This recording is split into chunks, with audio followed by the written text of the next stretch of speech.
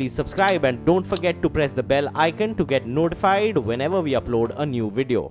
All in and Karnataka is now well and truly in campaign mode. On the last day to file the papers, Chief Minister Siddaramaiah put pen to paper from the Badami constituency. Meanwhile, the BJP is rolling out its big guns for the campaign. Prime Minister Modi will address over 20 rallies and the UP Chief Minister Yogi Adityanath will address 35 rallies. Rukmini Rao joins us now from Battleground, Bengaluru. Rukmini.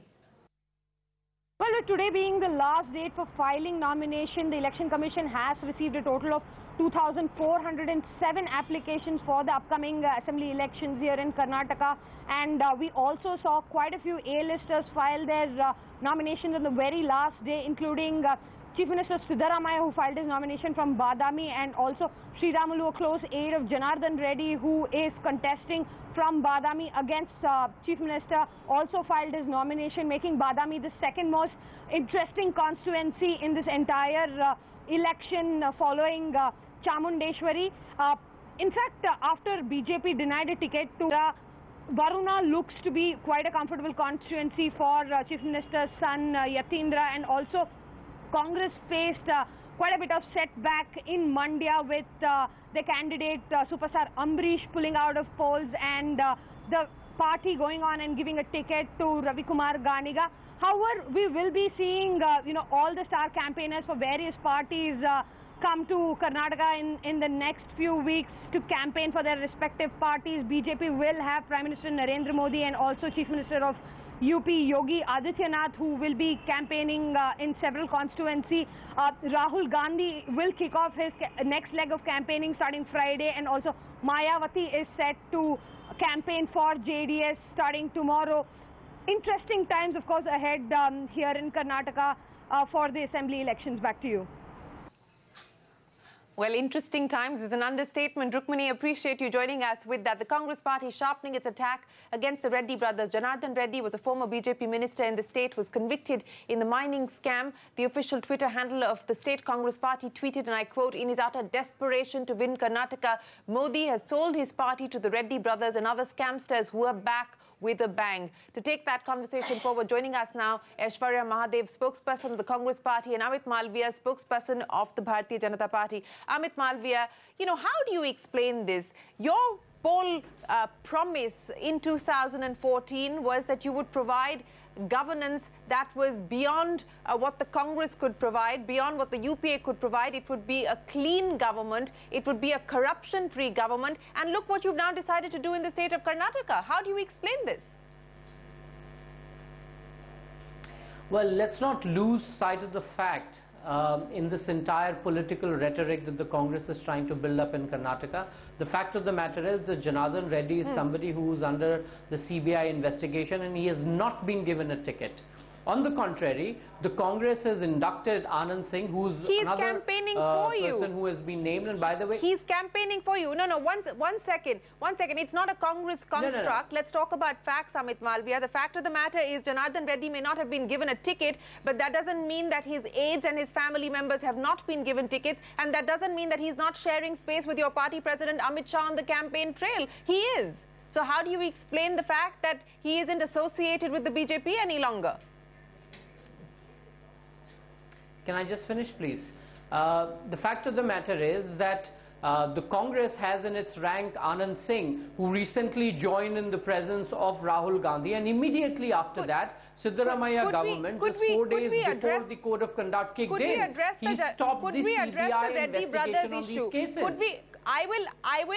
I will pose that question to Aishwarya Mahadev, who is waiting by, but could we please address the Reddy brothers issue? Let's not deflect this to what the Congress is doing. I'm asking you a straightforward question about how do you answer questions of being a party with a difference, of being a party that does not stand for corruption, when you have given virtually the entire Reddy family plus their aides parties for the election, the tickets for the election.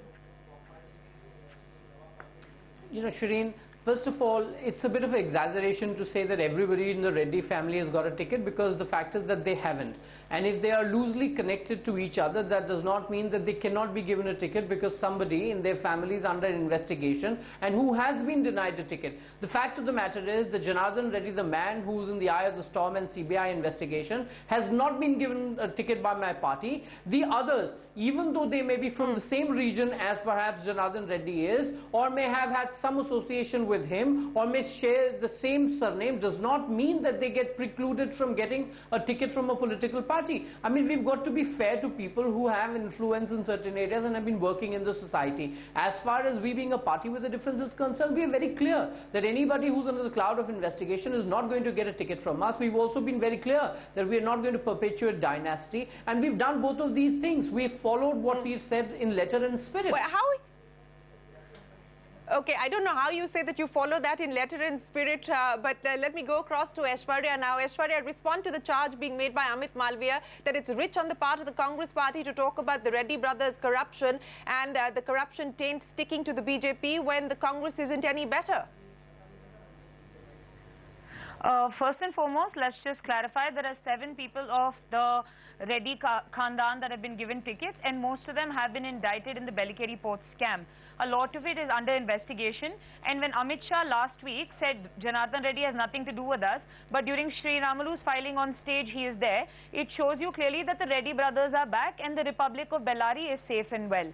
All of the others, the 6 others, also have cases against them. But what do you expect from a party where a CM candidate himself has gone to jail? You talk about Anand Singh. If you look at the court's observations, maybe Amit Malviya is not from the state, so he doesn't understand. The court has indicted him of all charges. Janardhan Reddy has 63 cases, which the CBI very promptly, much before Yediyurappa was indicted him, right? Elections got closer. Has indicted one him. second. Anand Singh has been indicted of all charges. The BJP is talking about in letters. No. Aishwarya, one second. Aishwarya, Anand Singh has been indicted of all charges. Aishwarya Mahadev. On this. His nephew is somebody who is indicted. One second, Suresh Aishwarya. Babu, who is an MLA from Kampli, was also indicted in the Bellikeri Port scam. So at the end of the day, you have given criminals tickets, and not to mention that people accused of sexual harassment, rape, and also people watching porn in assembly at the end of the day. So don't come and point fingers of one instance which has been clarified and cleared already.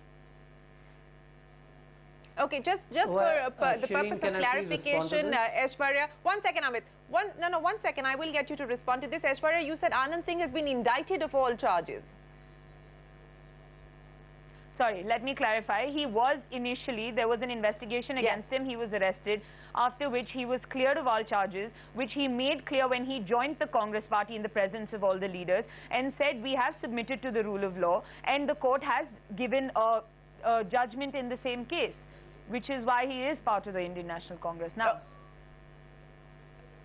Okay, Amit Malviya, specific comments coming in there from Aishwarya on each of the candidates that have been given a ticket, and that is what we heard from the Congress party today, launching a full frontal attack against the BJP for supporting those that are smeared by the taint of corruption. Well, you know, the Congress spokesperson somewhere gave away the truth, because she just could not hide and she could not lie any further, and therefore she came up with Anand Singh's indictment, which is great. It's good to admit on national television that you have corrupt people in your rank, and you've just admitted them in presence of your national president, Rahul Gandhi.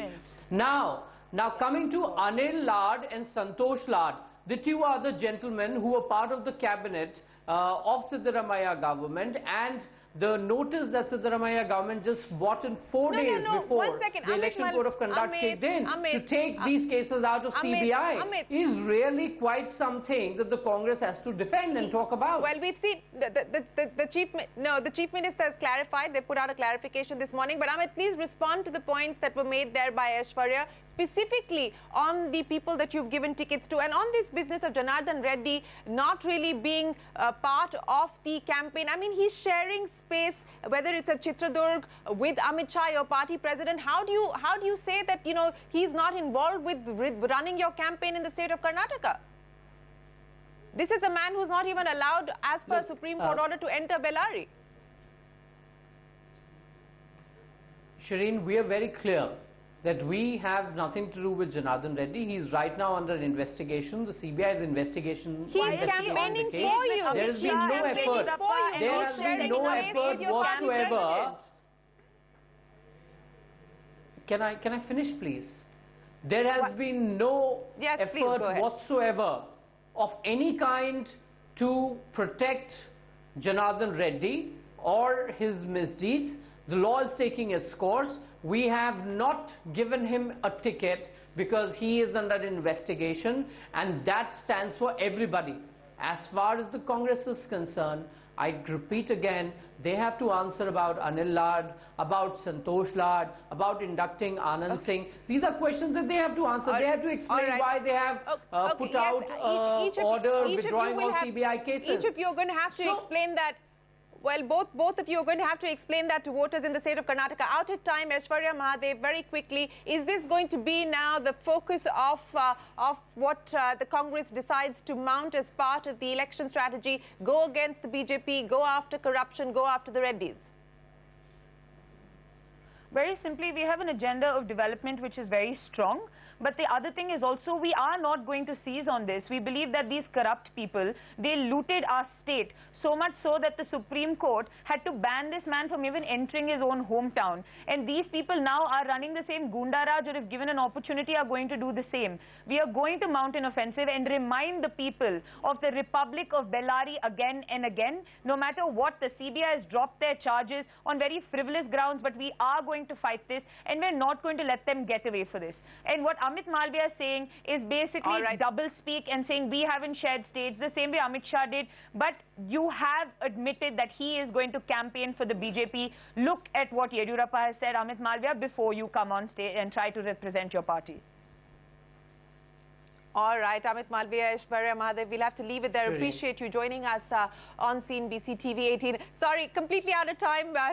Sorry, Amit. Thanks very much to the two of you for joining us here this evening. But the other big story that we're tracking tonight, India has taken its first step towards a national policy on e-commerce. It has set up a task force that will submit its report in the next 5 to 6 months. Ritu Parnabhuyan, who was tracking that, joins us now with the details. So, Ritu, what are going to be the pillars of this new national e-commerce policy, the first, in fact? The first meeting of the think tank on e-commerce was held today, where a decision was taken up to set up a task force on e-commerce, which will be headed by Commerce Secretary Rita Tiotia. This task force of officials will be submitting its report within the next 5 to 6 months and will have several sub-committees under it, which includes subcommittee on taxation as well as IPR, competition, server localization. And once the report is submitted, the government will take a call on a national policy on e-commerce, and not only that, the government will also take a call after the report is submitted on if to set up a national regulator for the e-commerce sector. All right, Ritu, appreciate you joining us with that. It is time for us to wrap up this edition of What's Hot.